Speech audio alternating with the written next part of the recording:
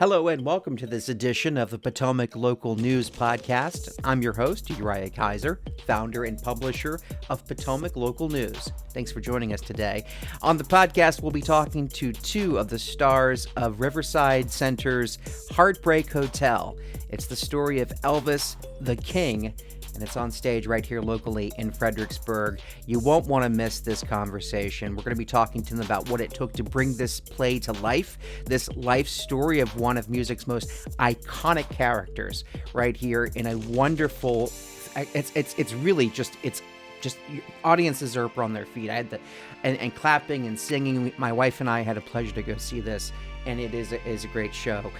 We will tell you about the different stages of his life, what was like for old Elvis, played by Elliott Litherland, who plays the older version, and for Luke Purcell, who played a teen Elvis version in this show. There are three versions of Elvis in this show. It's unusual to have three versions of Elvis. Normally they tell me there is only two, but we are treated here in Fredericksburg to three versions of Elvis.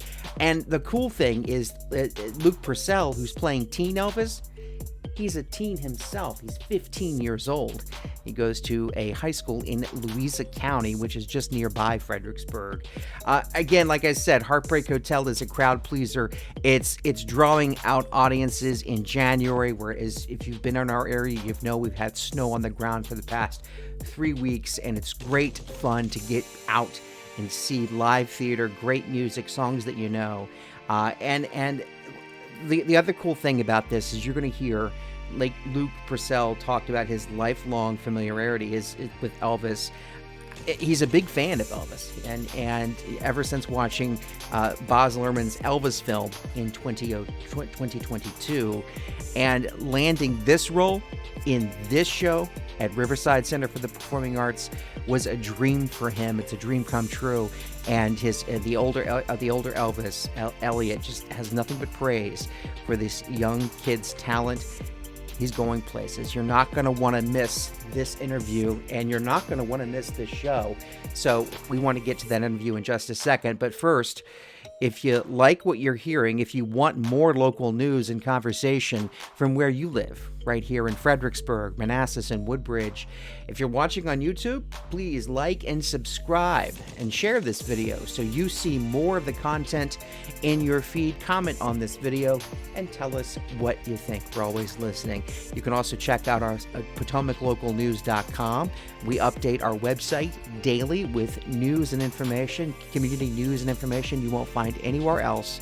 And if you're an email person, well, you're in luck. We send out a daily email newsletter for free. That's right, free. You can get that by going to PotomacLocal.com and clicking on email newsletter, putting in your email address and signing up. You won't miss a story. Trust me, we put a lot of love into that email every day to make sure that it is helpful and informative, giving you what you need to know to stay connected to your community. So, with all of that out of the way, let's dive into the interview with Elliott and Lucas. Yeah, my name's Elliott Litherland. I'm playing Elvis Presley. You know what? I'm playing old Elvis. My name's Luke Purcell, and I play teen 50s Elvis. There are three Elvises in this show. You guys play the middle and Elvis. And all three of you guys are great throughout the entire show. What drew you to this show? I mean, this is like, there's a lot of, it just, first of all, it seems like here at the Riverside in January, they bring out a show-stopping like musical, or, you know, because last year we had Jersey Boys. This year it's Elvis. I mean, it definitely brings not only people out from their house out into the cold weather to get out and do something fun, but when they're there, man, they're out of their seats, they're jumping around, they're singing, they're dancing, they're cheering you guys on. So what drew you to this show? So, funnily enough, I had been an Elvis fan pretty much all my life. Elvis had always been a big part of the house, and my dad was always a huge fan. I never was really a ginormous fan. I knew him. I knew some of his songs, but never big. And then when I saw the movie in 2022 with Austin Butler, directed by Baz Luhrmann, I just fell in love, and it became my whole life. And I was walking through the school one day when I see our theater teacher, and she says, "You know, Luke, Riverside Theater up in Fredericksburg is doing an Elvis musical." And it had been my dream for the longest time to play Elvis, even just like as a little side gig, but to get to be able to do it in a professional setting with other amazing actors, it's just the biggest dream come true. That's awesome. Yeah, Elliot, Heartbreak Hotel is obviously a big show. It's a big, I mean, you have big shoes to fill, and you know, it's your job to sell it to us, to carry the show. You are Big E, right? No pressure, but what drew you to this? No pressure. Well, first of all, I just have to talk about how incredible Luke is. I don't know if everybody knows this.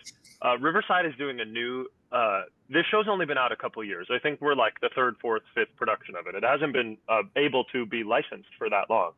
And a lot of times there's just Kid Elvis. And then, well, I'll say it because it's me. Very, very old, ancient Elvis, which is what I play, you know?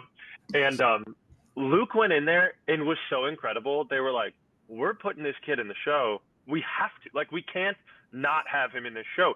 So what's great is he took a little off my plate and a little off Kid Elvis's plate, and they effectively made this part for Luke because he went in and knocked their socks off that much. I've heard it from Patrick. I've heard it from Chuck Wes. I've heard it from Carson. Like, everybody. Luke, I don't know if people know this. I don't know.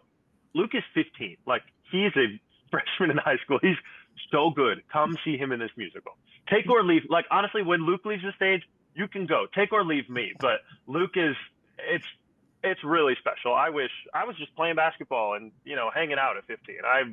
I was not as polished as he was. Anyway, to answer your actual question, I'm very lucky in that, like, you know, Elvis is the king, and his music has stayed.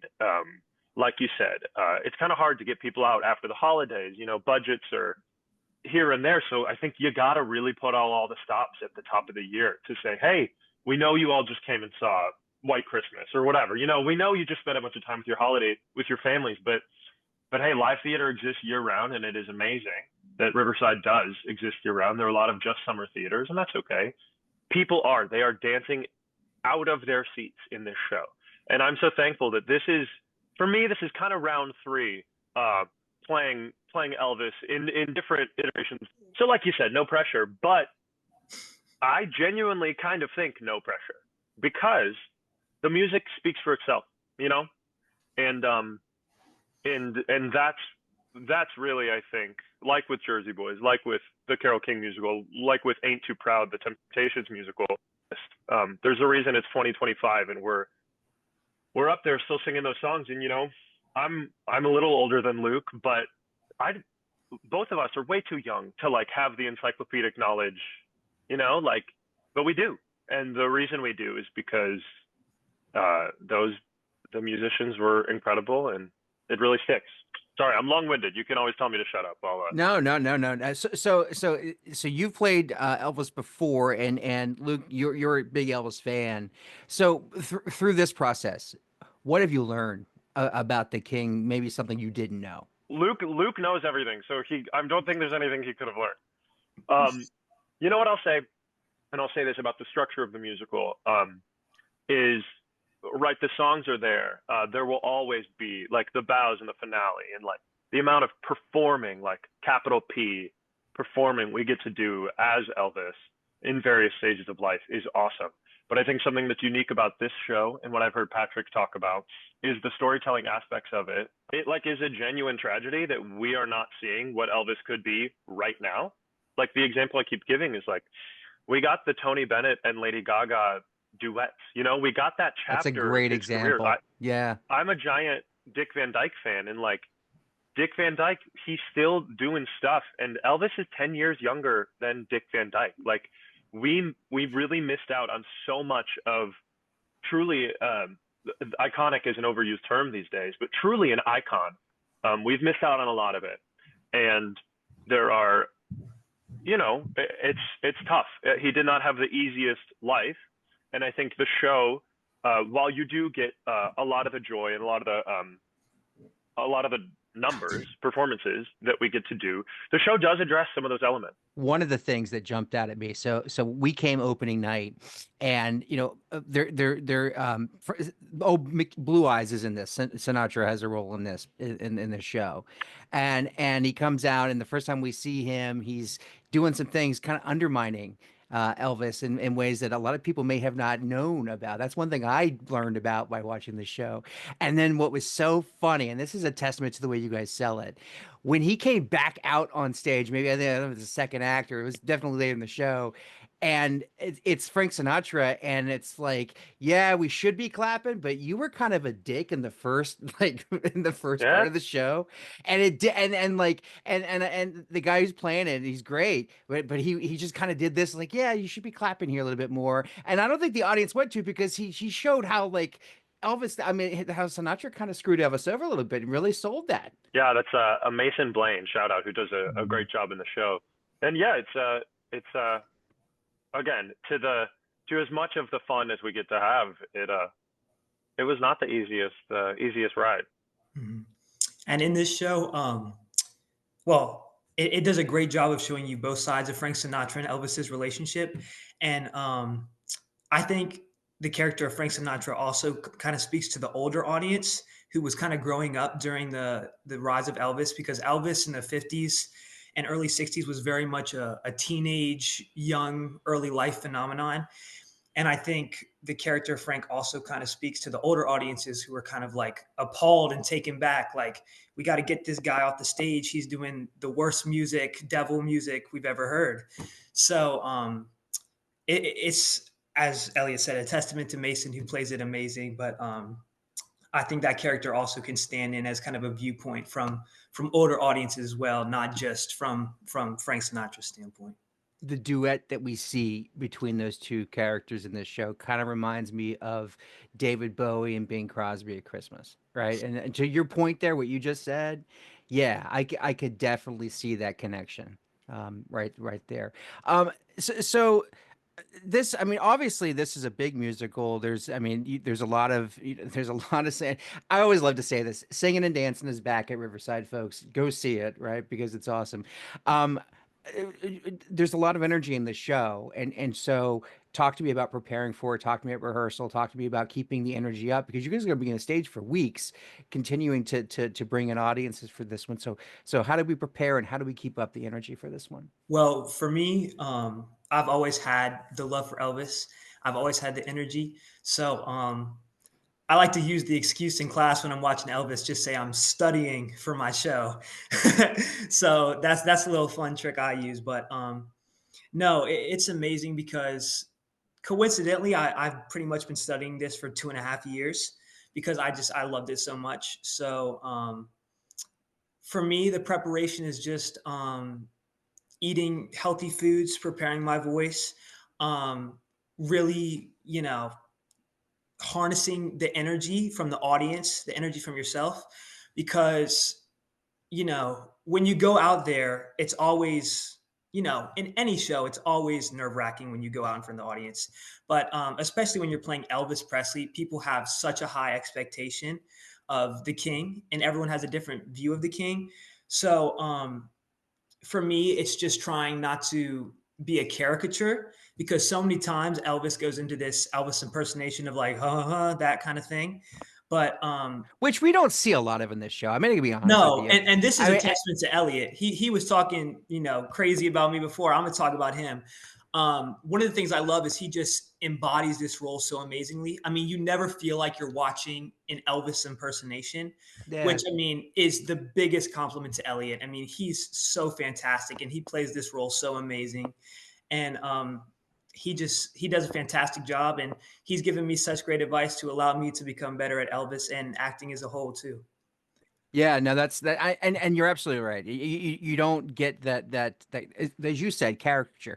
And I will say, I honestly, I believe there are four Elvises. Three of them we see in this show: young, middle, and Elliott's character Elvis, but there's also Fat Elvis, and we don't really see Fat Elvis in this show. I love Fat Elvis. I'm a huge Fat Elvis fan, Yeah. but we don't go. And to your point, which you said earlier, it would be great to see what came after, right? Because Yeah. we got so little. Luke, one of the things that really stood out for me, and I just want to make sure I'm getting the number, but the Train Bound for Glory is that scene that I thought that was fantastic. I mean, it was a great scene there. And Elliott, I will tell you that when you're singing to Lisa Marie, the baby, Elvis's baby, there is a video of me and my wife captured that I didn't know she had the video camera on me back 5 years ago when my daughter was born. And, and so it was Elvis, and the same song that you sing in the show, I'm singing to my baby girl. And I had to step away because it was, a little of a Clint, but that's okay. It was just, it's so good, and it's a powerful show. And the way you guys do it, really, really bring us in. And so as this show rolls on and people come to see it and really enjoy it, what's next for you? Because it's early in the year. Luke, what are you doing? Are they doing a spring musical at your high school? So the spring musical at my high school this year is Footloose. Oh, great. You're perfect. I'll call your drama teacher right now. So I don't know if I'll be able to do the show because of Heartbreak Hotel, but in the future, I'm definitely looking forward to doing more productions. I had actually taken a break from musical theater because, especially when you do it in school, there's usually so much drama involved, so much, I mean, we know how it is.